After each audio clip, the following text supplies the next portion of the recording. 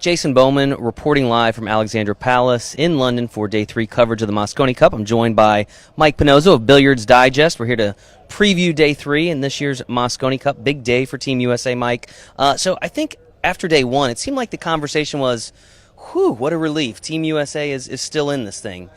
After Day 2, though, is the conversation, is it that this may happen? There's no doubt that at least they're having the conversation. I think fans are starting to believe in it as well. They've played exceptionally well. You know, there's AccuStat statistics on the match show the Americans are shooting. Yesterday, they literally didn't miss a shot that they aimed at. So, a little bit loose yesterday and some safety play, which is kind of good because it gives Johan something to harp on overnight going into Day 3 so they can't get comfortable. But, yeah, they're in a position now if they can take today's win again today, 3-2 or 4-1, they would be in a really good position for tomorrow.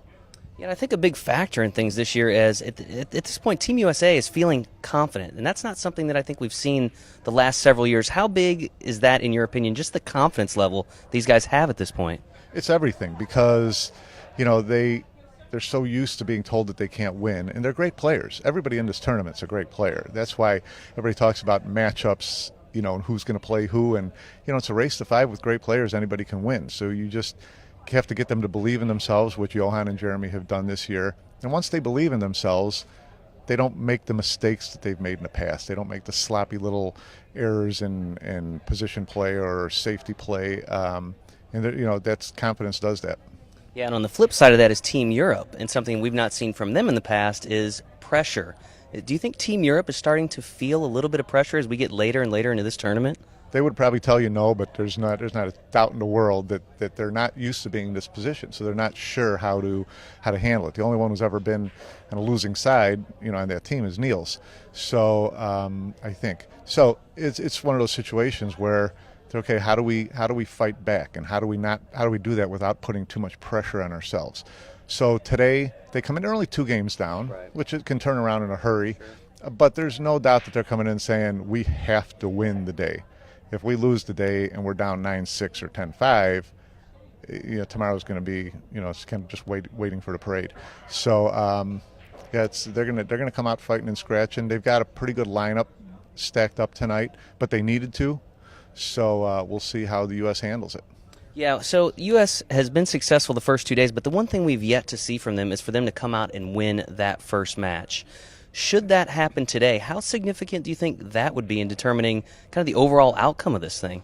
Yeah, the first match today would be huge for U.S. to win. It'd put them up by 3 and really put the heat on Team Europe because Team Europe's favored in that opening doubles match for sure.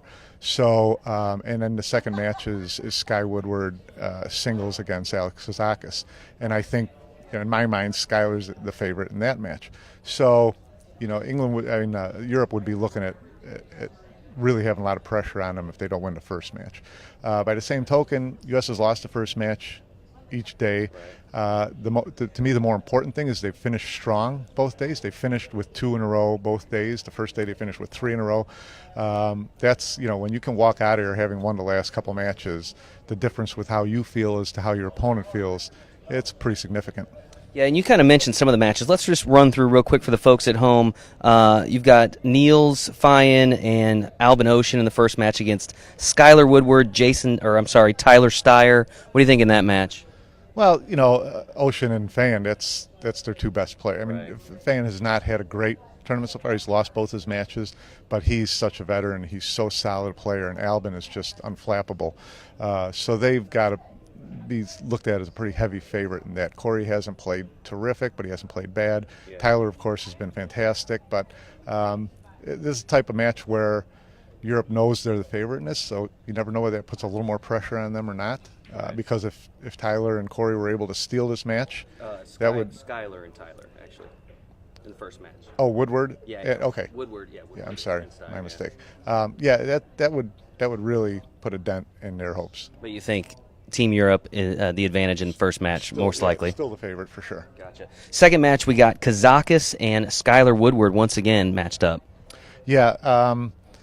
Whoever wins that first match as a team is going to have the edge in the singles going into the second match because you have that good feeling of having won a point. Right. So whoever wins that first match will be a little bit, more comfortable in the second match.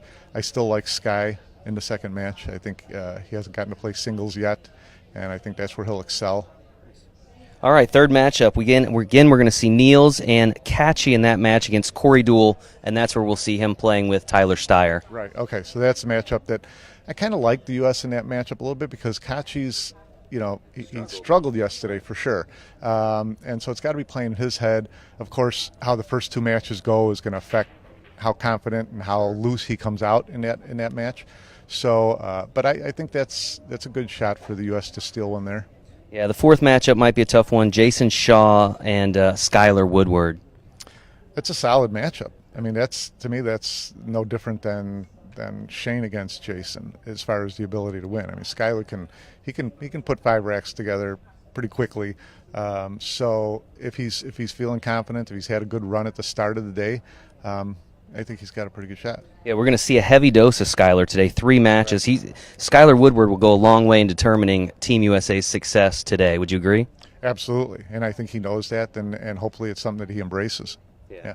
Albin Ocean and Kazakis in that 5th match against Billy Thorpe, Shane Van Boning. Probably a good matchup there, I think, for USA. Absolutely. I love Billy and Shane matched up together. Billy brings that adrenaline and Shane just Shane. So that's going to be a pretty formidable matchup, and I love the U.S. chance to finish the day on the winning side. So if they can take 3 out of 5, they'd be in really good shape. There you have it, folks. That's Pinozza's pick. So I want to get one more question, though. Okay. End of the day, prediction on the score.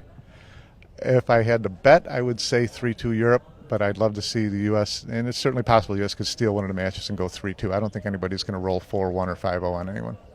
So there you have it, folks. Again, stay tuned to the APA Facebook page. Go ahead and hit that like button. You'll get notifications as continuing coverage comes out, including match coverage, which is set to begin here in about 10 to 15 minutes. And you can also join the world's largest pool league today by going to join.poolplayers.com. Mike, we appreciate your time. Anytime. And, folks, we will see you again here shortly. Thanks. Yeah, good job, Mike. Appreciate it.